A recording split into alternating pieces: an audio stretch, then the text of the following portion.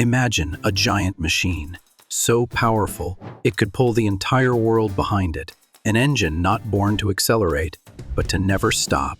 Yet the strange thing is, it's almost erased from history. General Motors, the corporation that once took pride in its legendary big block engines, turned a blind eye to this potential powerhouse. An engine strong enough to survive in the harshest environments, but then disappeared without a trace. This is not an X-Files style mystery. This is a true story about a machine that once had a presence in NASCAR, but started from school buses, commercial trucks, and some of the heaviest industrial vehicles. An engine not born for racing, but somehow it caught the attention of rebellious drivers, those who wanted to challenge the limits. Welcome everyone to the journey of discovery.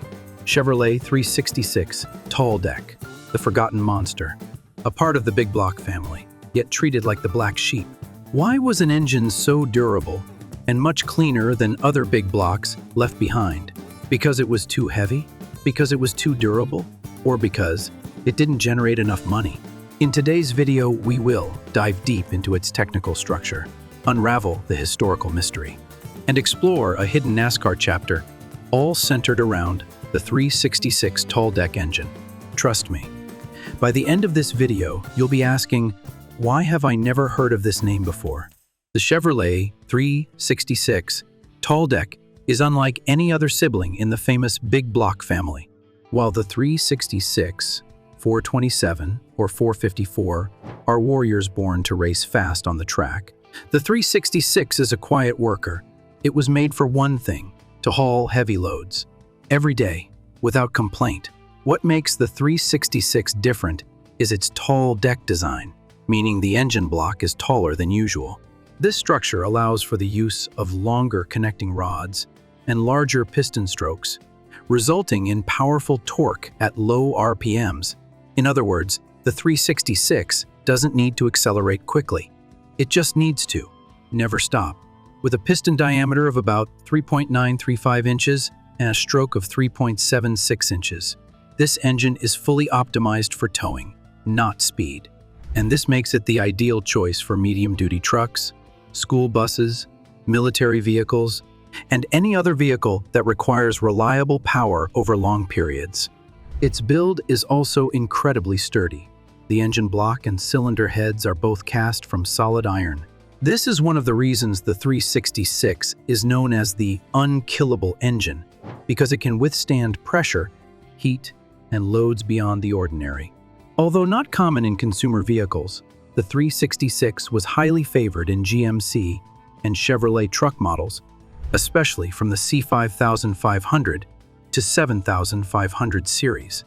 It was often paired with 4 or 5-speed manual transmissions or the Allison automatic transmission, depending on the specific application.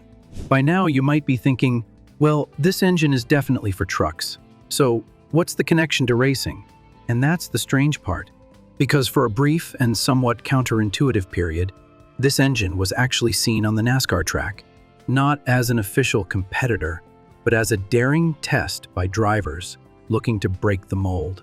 The Chevrolet 366 Tall Deck began appearing in the late 1960s, and incredibly, it continued to be produced until 2004, over 4 decades of quiet service in the heavy-duty transport industry, a lifespan that very few engines can achieve. But the 366 was never designed for passenger cars. It was completely absent from performance models like the Chevelle, Camaro, or Corvette. General Motors created it exclusively for medium and heavy-duty commercial vehicles, from GMC and Chevrolet trucks in the C5500 to 7500 range, to buses and even military vehicles. In terms of specifications, this engine has a displacement of about 9.0 liters.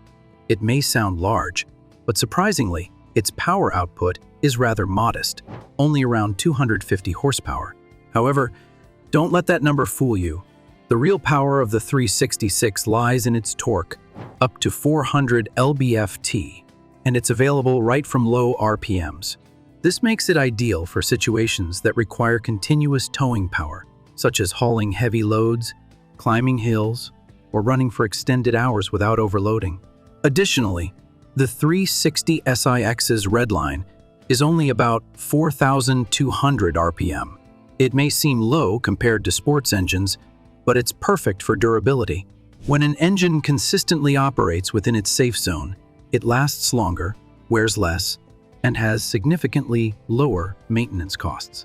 In terms of construction, the 366 features a solid cast iron engine block and cylinder heads, a traditional OHV valve layout, a 4-barrel carburetor system on models before the 1990s, and it's typically paired with an Allison automatic transmission or a 4-5-speed manual transmission. Because this engine was designed for commercial and industrial purposes, GM didn't officially release production numbers like they did for passenger vehicle engines. However, estimates from technical sources and truck enthusiast groups suggest that there could have been tens, even hundreds of thousands, of 366 engines produced throughout its lifetime. And with its incredible durability, the 366 became a legend among truck drivers. It didn't need advertising. It didn't need to be put on posters. It just needed to run and never stop. But that's not even the most surprising part, because few people know, in a brief but memorable moment, the 366 once found its way onto the NASCAR track. When people think of NASCAR, they often imagine machines spinning at 8,000 RPM, the roar of the engines, the heart-pounding chases at speeds over 300 kilometers per hour, and then you hear the name, Chevrolet 366 Tall Deck, an engine designed to haul school buses, commercial trucks, and construction vehicles. Sounds out of place, right? But in the late 60s and early 70s, NASCAR was a very different playing field. Teams were allowed to experiment with various types of engines, as long as the engine adhered to the displacement limits and came from a commercial vehicle. That's when the 366 engine had its shot on the track. Of course, it couldn't compete in speed with legendary engines like the Chevrolet 427 or Ford 429. But the 366 had one thing that few engines of that time had: extraordinary durability. Some drivers modified this engine. They increased the compression ratio, swapped out camshafts, used homemade cooling solutions, and took it to the track with the belief that even if it didn't win, at least, it wouldn't break down. The result? It didn't win, but just as expected, it survived. So, why didn't it continue to appear in NASCAR? The answer didn't lie in RPMs. It didn't lie in horsepower. It lay in policy and profit. When the Clean Air Act was passed in 1970, followed by the 1973 oil crisis, the auto industry began to shift. Automakers wanted lighter, more fuel-efficient, and easier to replace engines. Meanwhile, the 366 was too stubborn. It was so durable that people didn't need to replace it. It was cleaner than other big blocks due to its low compression ratio. And most importantly, it didn't generate maintenance revenue. Dealers didn't like that. Manufacturers didn't like that. And NASCAR, which was moving towards standardization, didn't like that either. And so, although it was never officially banned, the 366 quietly left the track. It returned to where it came from, the dusty, heavy, and harsh roads. But that wasn't the end of the 366. Because in another world, one where rules are blurry and passion is more important than fame, the 366 engine began to undergo an unexpected transformation. Typically, when an engine disappears from the market, the reasons are quite clear. Either it consumes too much fuel, or it doesn't meet emission standards, or simply its technology has become outdated. But the 366 is an exception. This engine wasn't just durable, it also ran quite clean. Its low compression ratio allowed it to burn fuel much more efficiently than other high-performance big blocks, and its lifespan was nearly unmatched. So, why did General Motors quietly pull it off the market? To understand this, we need to look back at two important moments. In 1970, the Clean Air Act was passed in the US. It required automakers to reduce harmful emissions. Engines now had to better control the fuel mixture, burn cleaner, and be more fuel efficient. Then, in 1973, the oil crisis caused gas prices to skyrocket. Consumers shifted towards smaller cars with more fuel-efficient engines. The massive, heavy engines that once represented pride were now seen as too big, too expensive.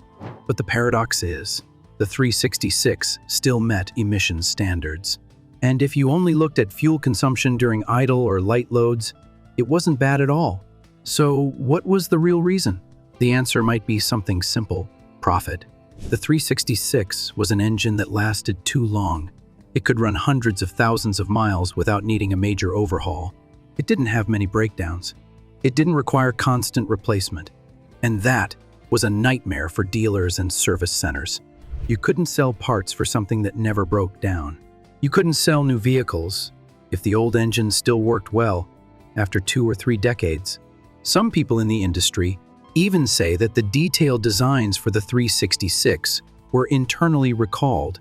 Technicians were advised to recommend customers replace it with a different engine model. Although there was no official ban and no grand farewell statement, the 366 gradually disappeared from GM's product line. It no longer appeared in technical documentation. It wasn't mentioned in brochures. It wasn't recognized as a mechanical legacy. It vanished quietly, as if it had never existed.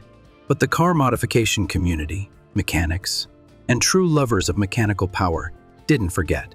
They knew if you needed a machine strong enough to pull a house and durable enough to forget about maintenance, the 366 was the hidden ace.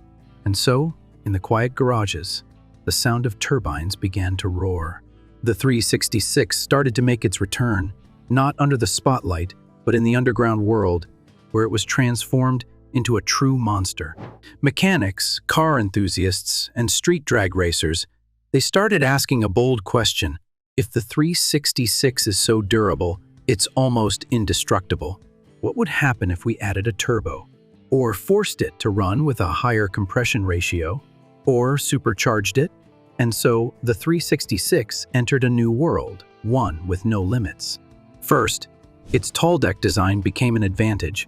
A taller deck means more internal space in the engine block, enough to fit longer connecting rods, stronger pistons, and especially large turbochargers the size of your fist.